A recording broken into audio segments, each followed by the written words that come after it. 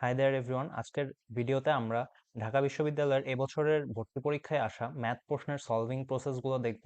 যেহেতু ম্যাথ থেকে মোটামুটি 15টা এমসিকিউ আসছিল, তো আমরা আমাদের আজকের স্লাইডে 15টা এমসিকিউ অন্তর্ভুক্ত করেছি, যাতে আমরা এই 15টা এমসিকিউ সলভিং প্রসেসটা দেখতে পারি এবং খুবই কম সময়ে কিভাবে এই প্রসেসটা অ্যাপ্লাই করে তুমি নিজের ক্ষেত্রেও কাজে লাগাতে পারো, বা এক্সাম হলে কি কি এলিমিনেশন পদ্ধতি ব্যবহার করে তুমি কম টাইমের মধ্যে অ্যান্সার করতে পারো, সেগুলোই জানার চেষ্টা করব। তো প্রথমের প্রশ্নটা ছিল এরকম যে একটা ম্যাট্রিক্স দেওয়া আছে 3x3 ম্যাট্রিক্স। তো 3x3 ম্যাট্রিক্সের দেওয়া আছে যে 3x3 ম্যাট্রিক্সটি যদি ব্যতিক্রমী হয় তাহলে পি এর মান কত। তো আমরা এইটুকু জিনিস সকলেই জানি যে এই ব্যতিক্রমী কিওয়ার্ডটা দেখলে এইটুকু আমাদের মাথায় আসা উচিত যে ডিটারমিনেন্টের ভ্যালুটা হবে হচ্ছে হলো 0। কোনো ম্যাট্রিক্সের যদি ব্যতিক্রমী বলা হয় তাহলে সেটার ডিটারমিনেন্টের ভ্যালু হয় 0। তো এখানে যেহেতু 3x3 আছে, তো 3x3 ম্যাট্রিক্সের ডিটারমিনেন্টের ভ্যালু বের করাটা একটু টাফ, মানে একটু সময় সাপেক্ষ। তো আমাদের দেখতে হবে যে কোন সারি বরাবর বা কলাম বরাবর বিস্তার করলে আমরা খুব সহজেই আমরা সেই ডিটারমিনেন্টের ভ্যালুটা বের করতে পারবো। তো যদি আমরা একটু লক্ষ্য করি তাহলে দেখা যায় যে দ্বিতীয় কলাম বরাবর কিন্তু একটা জিরো আছে। তার মানে যদি আমরা দ্বিতীয় কলাম বরাবর বিস্তার করি তাহলে কিন্তু আমাদের একটু প্যারাটা কম হবে। তো তাই করি, আমরা দ্বিতীয় কলাম বরাবর বিস্তার শুরু করি। তো দ্বিতীয় কলাম বরাবর বিস্তার করলে আসবে 3 × 2p মাইনাস 3 আর জিরোর পার্টটা তো ক্যান্সেল আউট হয়ে যাবে, -1 × 3 - 3 - 4 ইকুয়ালস টু 0। যেহেতু ব্যতিক্রমী তাই মানে ডিটারমিনেন্টের ভ্যালুটা হবে 0। তো 3 × 2p মানে 6p - 9 ইকুয়ালস টু ওই পাশে থাকবে হচ্ছে হলো মাইনাসে মাইনাসে প্লাস। ওকে, তো এই পাশটাই থাকবে +1 ইকুয়ালস টু 0। তাহলে থাকবে হচ্ছে হলো 6p ইকুয়ালস টু 8। তার মানে পি এর ভ্যালু থাকবে হচ্ছে হলো 8/6। 8/6 মানে কি 4/3। তার মানে আমাদের অ্যান্সার হবে হলো 4/3 পি এর ভ্যালু। ওকে, সো নেক্সট কোশ্চেনে যাওয়া যাক। নেক্সট কোশ্চেনটা হচ্ছে হলো আর ইকুয়াল টু সাইন থিটা এই বৃত্তের কেন্দ্র আর ব্যাসার্ধ কত হবে। কার্টেসীয় স্থানাঙ্ক ব্যবস্থা সম্পর্কের এই জিনিসটা আমরা সকলেই জানি যে x সমান সমান আর কস থিটা, y সমান সমান আর সাইন থিটা, আর x square plus y square করে ফেললে তখন আসবে হচ্ছে আর স্কোয়ার। এই তিনটা জিনিস আমরা সকলেই জানার কথা কার্তেশীয় আর পোলার স্থানাঙ্ক ব্যবস্থা সম্পর্কের মাঝে। তো এই সম্পর্কটা থেকে এখানে প্রতিস্থাপন কেমনে করা যায় সেটা আমাদের দেখতে হবে। যেহেতু দেওয়া আছে আর ইকুয়ালস টু সাইন থিটা, তাহলে আমরা একটা কাজ করতে পারি, উভয় পক্ষকে আর দ্বারা গুণ করে দিতে পারি। তাহলে আসে কি আর square equals to r sine theta. আর স্কোয়ারের ভ্যালু হচ্ছে হলো x square plus y square, r r sine থিটার ভ্যালু ছিল হলো ওয়াই। তার মানে x square plus y square minus y equals to 0। এখন এটা যদি আমরা একটু সমাধান করার চেষ্টা করি তাহলে থাকবে x square plus y square plus 2 × ½ × y +1/4 equals to 1/4। এখানে আমরা 1/4টা এক্সট্রা আনছি, ওই পাশে অপর পাশেও 1/4টা এক্সট্রা যোগ করে ফেলছি। তাহলে এটা খুব ইজিলি চলে আসে x square plus y minus, আচ্ছা এখানে মাইনাস ছিল, এই জায়গাটা একটু মিস্টেক করছে, এই জায়গাটা মাইনাস হবে। ওকে,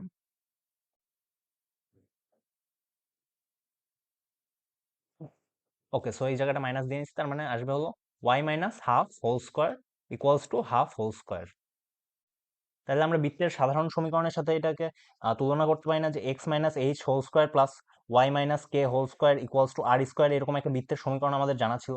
তো সেটার সাথে তুলনা করলে কিন্তু আমরা খুব সহজেই বৃত্তের কেন্দ্র আর ব্যাসার্ধগুলো পেয়ে যাই। তাহলে কেন্দ্র থাকবে কি, কেন্দ্র হবে হচ্ছে 0, ½ আর ব্যাসার্ধ হবে কি, ব্যাসার্ধ হবে হচ্ছে হাফ একক, হাফ ইউনিট। আসা যাক, 3 নম্বর প্রশ্নে ছিল হচ্ছে হলো 2 tan−1/3 প্লাস tan−1/7। তো 2 tan−1 সূত্রটা আমরা সকলেই জানি, সেটাকে আমরা ইজিলি tan−1 রূপান্তর করতে পারি। tan−1 2x 2 × 1/3 divided by 2 into, এটা কিন্তু 2 × 1/3 divided by 1 minus x square. 1 minus x square মানে কি 1/3 এর উপরে স্কোয়ার করলে থাকে 1/9। ঠিক আছে, তাহলে এটা তাই হলো।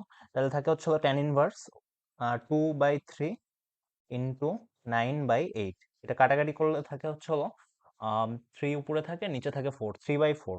tan−1 3/4, আশা করি তাই থাকবে। 2 আর 8 কেটে দিলে নিচে 4, 3, হ্যাঁ পারফেক্ট, 3/4 থাকবে। ঠিক আছে, 3/4 প্লাস tan−1 1/7। এখন এই দুটো যোগ করে দিলে আমাদের চলে আসবে tan−1 3/4 plus 1/7 divided by 1 minus 3/4 into 1/7 equals to থাকে হচ্ছে হলো এটা খুবই সিম্পলি তোমরা যদি যোগ বিয়োগ করো তাহলে আসবে হচ্ছে tan−1 1। tan−1 এর মান হচ্ছে π/4। এক্ষেত্রে আমার একটা এক্সপিরিয়েন্স বলি। এক্ষেত্রে আমি যখন দেখছিলাম যে tan−1 এর যেহেতু মানটা আসবে, তাহলে tan−1 এর ভিতরে এমন কিছু আসতে হবে। আমি প্রথমে করছি কি tan−1 এর ভ্যালু, মানে tan−1 এর ভ্যালু তো একটা কোণ হবে তাই না, tan−1 সামথিং, এটার ভ্যালু তো একটা কোণ হবে ডেফিনেটলি। তার মানে যেহেতু কোণ হবে তাহলে আমরা কি করতে পারি, কোণের মান কি 1 বা 0 এখানে হওয়া সম্ভব না। তো এই দুটো অপশন আমরা আগেই কাট আউট করব। আগে আমরা এলিমিনেশন করে দেব। তারপরে এখন এই দুইটা বাকি আছে, তো ট্যান ইনভার্স সামথিং এর ভ্যালু কখন পাই/2 আসবে? ট্যান পাই/2 এর ভ্যালু কি জানি আমরা, 0 হয়। তার মানে কি উপরেরটুকু 0 হতে হবে? এখানে কি লব 0 হওয়ার কোনো সম্ভাবনা আছে? নাই। তার মানে কিন্তু পাই/2 হওয়ার সম্ভাবনাটাও থাকতেছে না। তার মানে আমি যদি এই যে এত বড় ক্যালকুলেশন নাও করতে চাই, আমি কিন্তু এইটুকু বুঝে যাবো যে এটা অ্যান্সার কিন্তু পাই/4 হবে। সো এই টেকনিকটা তোমরা চাইলে কাজে লাগাতে পারো। আমারও পরীক্ষার সময় এত বড় ক্যালকুলেশন করার ইচ্ছা ছিল না, তাই আমি পাই/4 ডাইরেক্ট দাগিয়ে দিয়েছি।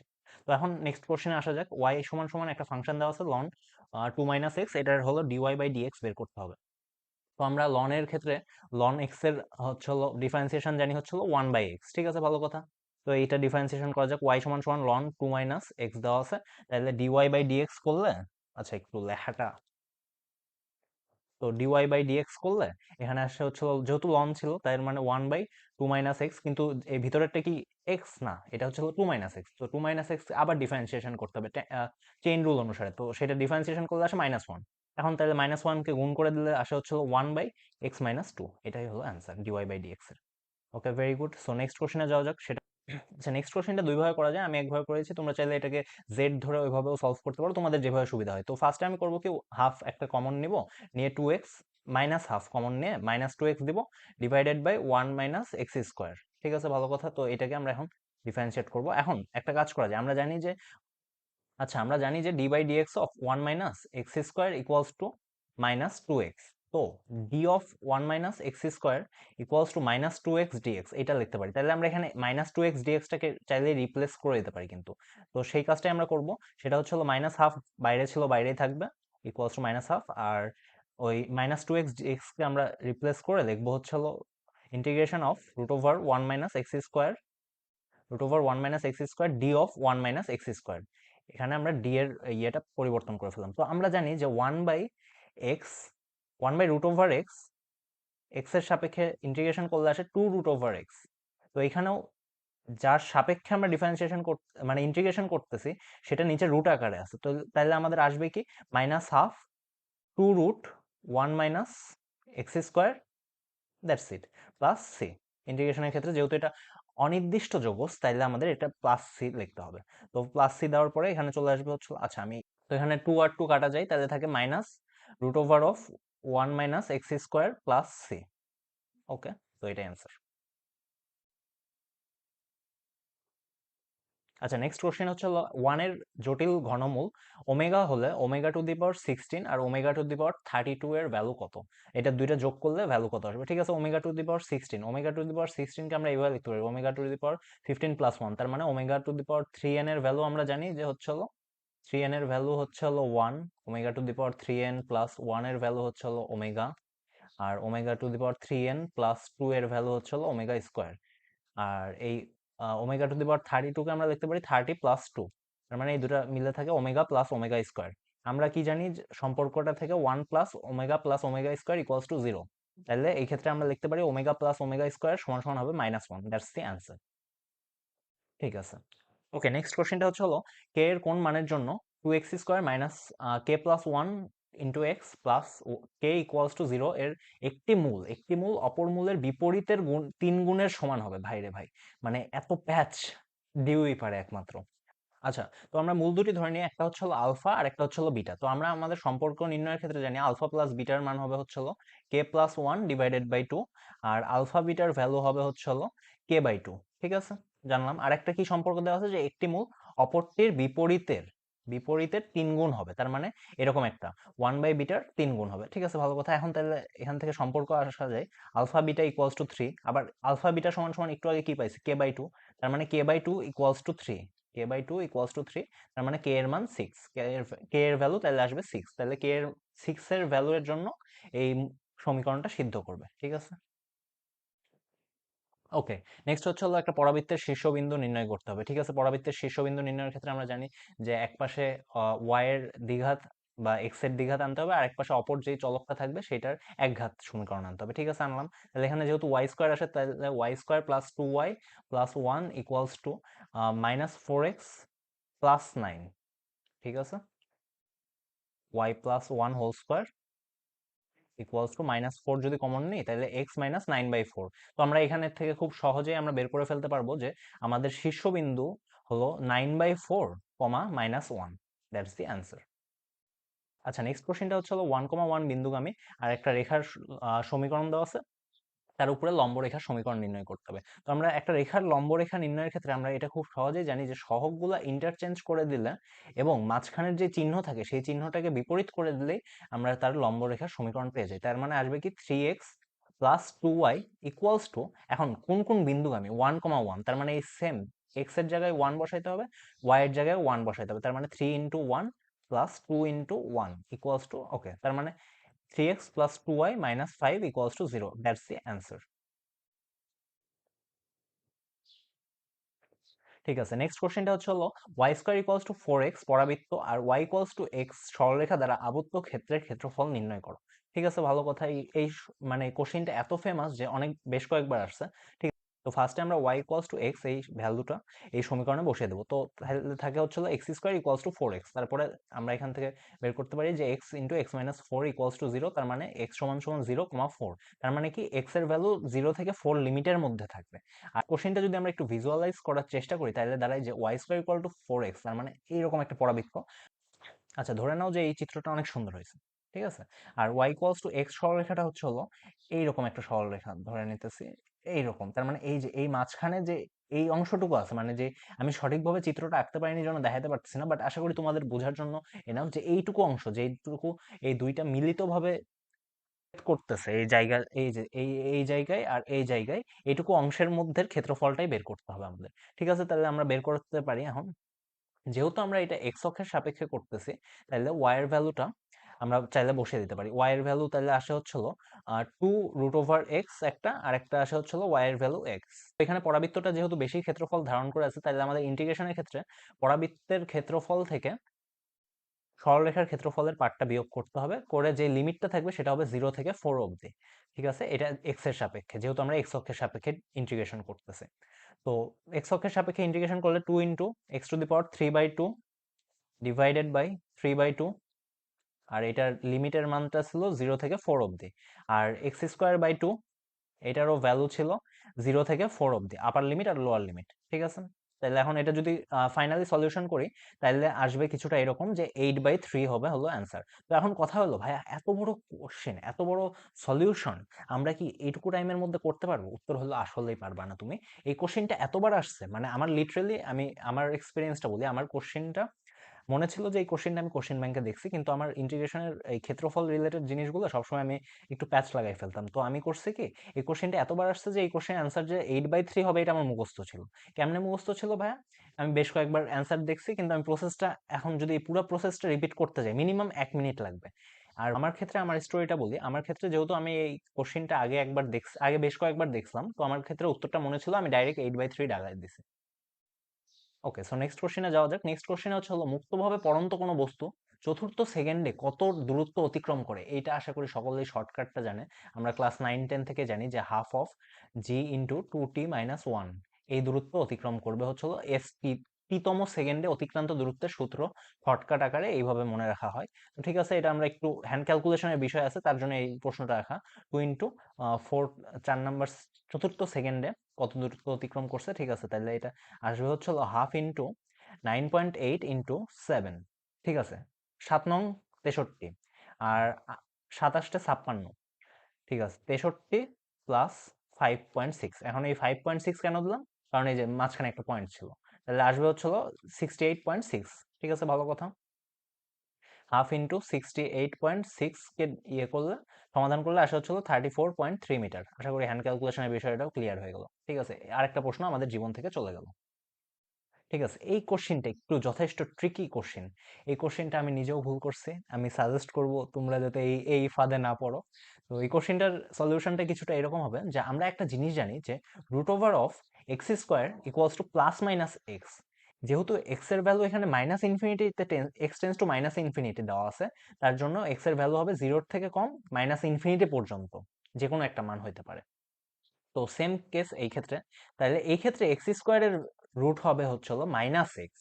আমরা কিন্তু নর্মালি জিনিসটাকে ইগনোর করি, বাট এক্স স্কোয়ারের যখন রুট করা হয় তখন কিন্তু জিনিসটা এইভাবে আসে যে প্লাস মাইনাস এক্স।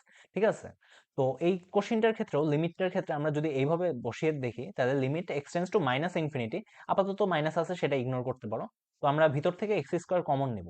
তো এক্স স্কোয়ার কমন নিলে রুট করলে তাহলে আসে হচ্ছিল এক্স, আর রুটের ভিতরে যেহেতু এক্স স্কোয়ার কমন নিছি তার মানে আসবে 1 + 1/x। আর যেহেতু এখানে রুট করছি কিন্তু মাইনাস ইনফিনিটি আছে, তো এক্স স্কোয়ারের রুট হবে হচ্ছে মাইনাস ইনফিনিটি, যেটা আমি এখানে তোমাদেরকে বুঝিয়েছি। তো মাইনাস ইনফিনিটি গেল। ওকে, সো তো এখানে এক্স স্কোয়ারের রুট আসবে হচ্ছিল -x। ঠিক আছে, তো -x আসার পরে আর নিচে যদি আবার x কমন নিই তাহলে আসে 1 + 1/x। তো ax আর ax কাটা যায়। আর এখন আমরা যদি লিমিটের ভ্যালু বসিয়ে দিই চাইলে বসাতে পারি। আমরা জানি 1/-ইনফিনিটি হোক বা 1/ইনফিনিটি হোক, সেটার ভ্যালু কত আসে? 0। তার মানে এই ভ্যালুটাও আসবে আমাদের 0, এই ভ্যালুটাও আসবে আমাদের 0। তার মানে রুটের ভিতরে থাকে -1 ইন্টু রুটের ভিতরে থাকে 1 ডিভাইডেড বাই 1। তো টোটালি আমাদের সমাধান করলে আসা হচ্ছিল লিমিটের ভ্যালুটা আসা হচ্ছিল -1। আচ্ছা, 13 নম্বর কোশ্চেনটা আমরা আমাদের ক্ষুদ্র মস্তিষ্কে সূক্ষ্ম ব্যবহার করলে খুব সহজেই করতে পারি। সেটা হচ্ছে হলো একটা ইকুয়েশন দেওয়া আছে, এই ইকুয়েশন দ্বারা নির্দেশিত কণিকটা কি সেটা আমাদেরকে বের করতে বলছে। তো আমরা খুব সহজেই এটা বের করে ফেলতে পারবো এইভাবে যে যদি একটা ইকুয়েশনের ক্ষেত্রে ওয়াই স্কোয়ার মানে দুইটা চলকের এক্স স্কোয়ার আর ওয়াই স্কোয়ারের চিহ্ন আলাদা হয়, মানে সামনের যে চিহ্ন আছে প্লাস মাইনাস দুইটা যদি ডিফারেন্ট হয়, তাহলে সেক্ষেত্রে এই ইকুয়েশনটা অফকোর্স অধিবৃত্ত। সো এই টেকনিক অ্যাপ্লাই করে আমরা খুব সহজেই এক লাইনে লিখতে পারি। অথবা তোমরা চাইলে আরেকভাবে করতে পারো, সেটা কি H square minus A B greater than 0 হলে কিন্তু আমাদের অধিবৃত্ত। একটা নিক্সের একটা জেনারেল ইকুয়েশন ছিল, সেখান থেকে তোমরা চাইলে এই শর্ত অ্যাপ্লাই করেও দেখতে পারো, কিন্তু ওটা সময় সাপেক্ষ ব্যাপার। তাই আমি বলবো যেহেতু চিহ্ন দুইটা ডিফারেন্ট আছে, তো আমরা এক লাইনেই করে ফেলতে পারি যে এটা অধিবৃত্তের সমীকরণ। ঠিক আছে, নেক্সট কোশ্চেন হচ্ছিল tan 75 ডিগ্রির মান বের করতে হবে। ঠিক আছে, ভালো কথা। tan 75 মানে tan 45 ডিগ্রি প্লাস 30 ডিগ্রি। তো tan a প্লাস b এর সূত্র আমরা জানি যে tan a plus tan b divided by 1 minus tan a tan b। ঠিক আছে, যদি আমরা ভ্যালুগুলো বসিয়ে দিই তাহলে আসে 1 + 1/√3 ডিভাইডেড বাই 1 মাইনাস 1/√3। তো এটা একটু আমরা যদি নর্মালাইজ করি তাহলে চলে আসে √3 + 1 √3 - 1, that's the answer. Okay, so next কোশ্চেনে যাওয়া যাক। সেটা হচ্ছে হলো সাইন ইনভার্স 2/3 এর মান কোনটির সমান? ঠিক আছে, ভালো কথা। সাইন ইনভার্স 2/3, তো আমরা এটা জেনারেলি ত্রিভুজ এঁকে এই কোশ্চেনটা সমাধান করাই রেকমেন্ড করি। তো ধরে নিলাম এই কোণটার সাপেক্ষে সাইনের মান বের করা হইতেছে। তো সাইন মানে কি জানি? সাগরের লবণ আছে। তো লম্ব বাই অতিভুজ, লম্ব হচ্ছে হলো 2, অতিভুজ হচ্ছে হলো 3। তাহলে এই দুটো জানা থাকলে আমরা খুব সহজে ভূমি বের করতে পারবো, সেটা হবে হলো √5, √5। তো আহ, আমরা এখান থেকে যদি অন্যান্য অনুপাতের মান বের করি, ট্যানের ক্ষেত্রে কি হবে? লম্ব বাই ভূমি 2/√5। কটের ক্ষেত্রে হবে হচ্ছে হলো, কট ইনভার্সের ক্ষেত্রে হবে হলো √5/2। এইখানে ঢাকা ভার্সিটি একটা ট্রিক খেলছে। যেহেতু আমাদের বয়স হলো 18 আর বয়সটাই হলো উত্তেজনার, তো আমরা কি করব? উত্তেজনার বসে প্রথম কোশ্চেনটা দেখবো যে কট √5/2, এটাই আমরা দাগাই দিয়ে আসবো। কিন্তু এখানে আমরা একটা ভুল করলাম। সেটা হচ্ছে হলো এখানে আছে কট √5/2 আর আমাদের অ্যান্সার হচ্ছে হলো কট ইনভার্স √5/2। তো আমাদের করতে হবে কি? আমাদের উত্তেজনাটাকে কন্ট্রোল করে আমাদের দাগাতে হবে হলো খ নাম্বার প্রশ্ন। তো আশা করি যেহেতু ঢাকা ভার্সিটির কোশ্চেনটা ছিল এই বছরের মোটামুটি তুলনামূলক ইজি বলা যায়, হায়ার ম্যাথের এমসিকিউ কোশ্চেনটা। সো এই ছিল ঢাকা বিশ্ববিদ্যালয়ের এই বছরের গণিত প্রশ্নের সমাধান। আশা করি সকলের ভিডিওটা কাজে লাগতে পারে। যদি এমন কেউ থাকে যার এই ভিডিওটা কাজে লাগতে পারে, তাকে আপনি চাইলে শেয়ার করতে পারেন। দেখা হবে পরবর্তী কোনো ভিডিওতে।